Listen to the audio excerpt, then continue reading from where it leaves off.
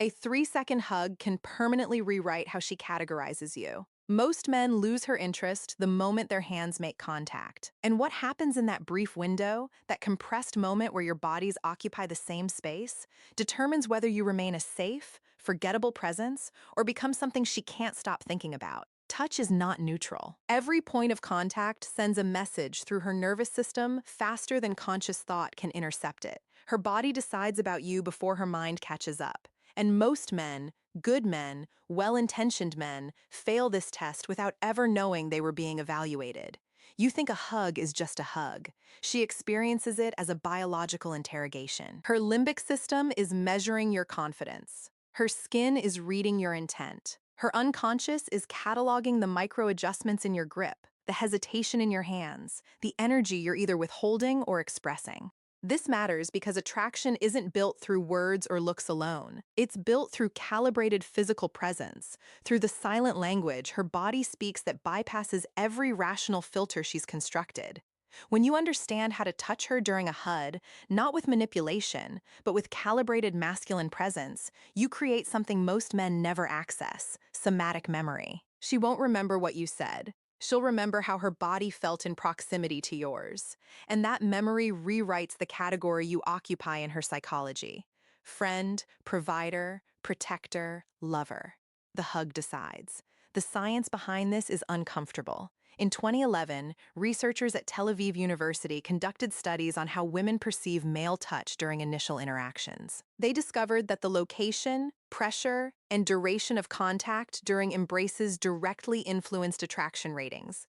Not slightly, dramatically. Women rated men who touched the lower back during hugs as more confident and sexually viable. Men who touched the upper back or shoulders were categorized as friendly, safe, brotherly. The difference was 5 in of skin, 5 in that separated desire from indifference.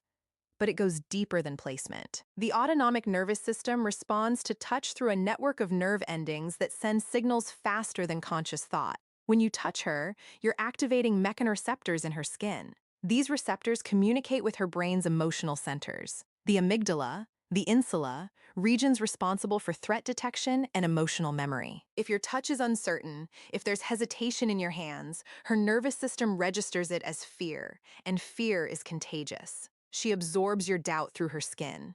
Conversely, if your touch carries, if your hands rest with calm authority, her body interprets this as safety. Not the safety of a protector necessarily, the safety of a man who knows himself, who has integrated his masculine presence so completely that his body expresses it without effort. This is what attraction feeds on, not perfection. Integration. Psychologist Paul Ekman spent decades studying nonverbal communication and discovered that the body leaks truth in microseconds ons. You can control your face, you can rehearse your words, but your hands will betray you. The pressure they apply, the speed at which they move, the places they avoid. A woman's body reads all of it. She doesn't have to study psychology to decode you. Evolution did that work for her. Thousands of generations of mate selection refined her ability to detect authenticity through touch, to separate the men who wear confidence like a costume from the men who embody it. And here's what the research won't tell you explicitly, but the data suggests women are more attracted to men who touch them with intentionality, not aggression. Intentionality, there's a difference. Aggression forces, intentionality guides. One violates boundaries, the other establishes presence. When you understand this distinction, the hug stops being a social obligation and becomes an opportunity. A moment where you can transmit something wordless, something true. A frequency of masculine energy that her body recognizes, even if her mind doesn't have language for it. Picture this moment. You're standing close to her. Maybe it's a greeting. Maybe it's a goodbye. Maybe it's that ambiguous space where friendship hovers on the edge of something else. She moves towards you, arms opening. The social script says, "This is simple." But nothing about human connection is simple. In the next 4 seconds, you will either reinforce how she already sees you, or you will alter the trajectory entirely. The room doesn't matter. The context doesn't matter.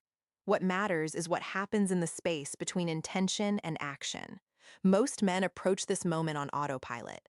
They've hugged 1,000 times. They think they know what to do, so they execute the standard protocol. Arms around shoulders, Pat on the back, quick release, smile. And in doing so, they confirm her initial categorization: friend, colleague, safe, neutered. But there's another way. A way that requires you to be present, to slow down, to recognize that this moment is not about following a script. It's about transmitting something real. Let me show you what that looks like. When she moves towards you, don't rush. This is the first test. Rushing signals nervousness. It tells her you're uncomfortable with physical proximity, that you want to get this over with. And discomfort is the opposite of attraction. Instead, allow the moment to arrive. Let her come to you with the same calm you'd bring to any other action. Your feet planted, your breath steady, your eyes holding hers until the last possible second before contact. This is presence, and presence is magnetic. Here's where most men fail. They go high, upper back, shoulders, sometimes just the sides of her arms. These are friend zone coordinates. These positions communicate, I respect boundaries to the point of denying my own masculine intent. And while respect is necessary, excessive caution reads as fear. Fear of rejection, fear of being too much, fear of wanting her. But desire unexpressed doesn't disappear. It just becomes tension, the wrong kind. The kind that makes her uncomfortable because she can feel you holding back, and it confuses her nervous system. So, instead of going high, go low. Your hands should land on her lower back, not her waist, not her hips, her lower back. This is the zone, the placement that activates something primal without crossing into overtly sexual territory. It's the space where protection meets desire, where strength meets invitation. When your hands rest here, you're doing several things simultaneously. You're claiming space. You're demonstrating comfort with her body. You're communicating that you're not afraid of your own intent, and you're giving her permission to feel safe in proximity to your masculine presence. Here's what separates boys from men: pressure, not force, not aggression. Pressure. Your hands shouldn't float on her back like you're afraid she might break. They shouldn't grab like you're claiming territory. They should rest with firm, confident weight. Enough pressure that she feels held, not trapped. Held. There's a nervous system response that happens when a woman feels properly held by a man. Clears throat. Her cortisol levels drop. Her body releases oxytocin. The stress hormone decreases while the bonding hormone increases.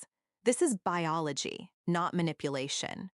When you touch her with the right pressure in the right place, you're creating a neurochemical environment where attraction can bloom.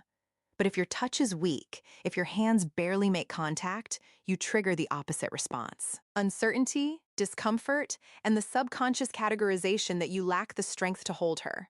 In other contexts, timing is everything. Too short and you're rushing. Too long and you're lingering. The sweet spot is 4 to 6 seconds, long enough for her nervous system to register the quality of your touch, short enough that you're not overstaying the moment. During these seconds, your breathing matters. If you're holding your breath, she'll feel it. Your body will be tense, your energy constrained. Instead, breathe normally, deep, steady, calm. This does something subtle but powerful. It regulates her breathing. Humans unconsciously sync their respiratory patterns with people they're close to. It's called behavioral synchrony. When you breathe calmly during the embrace, her body begins to match your rhythm. And when her breath slows to match yours, she's entering your frame, your emotional state, your frequency. This is how presence works, not through force, through resonance. Here's the move most men never use: the pull. In the final second of the hug, instead of releasing immediately, you pull her in slightly. Not a yank, a gentle but deliberate increase in pressure, just half an inch closer. This micro movement changes everything. It demonstrates that you're comfortable increasing intimacy, that you don't need her permission to express what you want, that you can escalate without apology, and it creates a moment of tension. The good kind, the kind that makes her heart rate spike, the kind that lingers in her nervous system after you've let go. How you end the hug matters as much as how you begin it. Most men release awkwardly. They pull back too fast. They break eye contact. They fill the space with nervous words. All of this kills the tension you just created. Instead, release slowly, your hand sliding from her lower back as you step away. Not rushing, not lingering, just moving with the same calm authority you brought to the approach. And here's the critical part. After you release, hold her eyes for 1 extra second. 1 second of direct eye contact after physical touch has ended. This compounds the effect. It tells her that you're not embarrassed by the intimacy you just shared, that you're comfortable with the tension, that you can hold space for desire without needing to immediately diffuse it with humor or deflection. This is masculine maturity, and it's rare, which is exactly why it's powerful. Let's go deeper. What's really happening here? Why does something as simple as hand placement during a hug carry so much weight? Because humans are always asking unconscious questions about each other. Can I trust this person?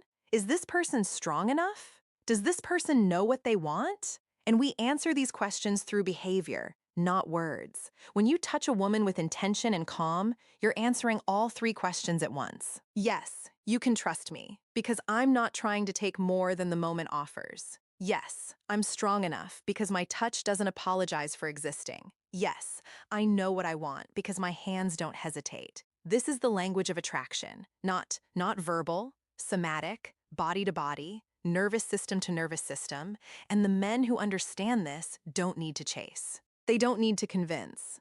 They simply exist in a way that women's bodies recognize as legitimate. Let me tell you what not to do. Don't hug her like she's your sister. Don't pat her back like you're burping a baby. Don't pull away the second physical contact is made like her body is contaminated. Don't ask permission with your eyes before you touch her. Don't apologize with your posture for occupying space. These behaviors all communicate the same thing. You're afraid of your own desire, and fear is the opposite of attraction. Women aren't attracted to men who are afraid of them. They're attracted to men who are comfortable with themselves in the presence of feminine energy. There's a difference. This isn't really about hugs. It's about how you move through the world.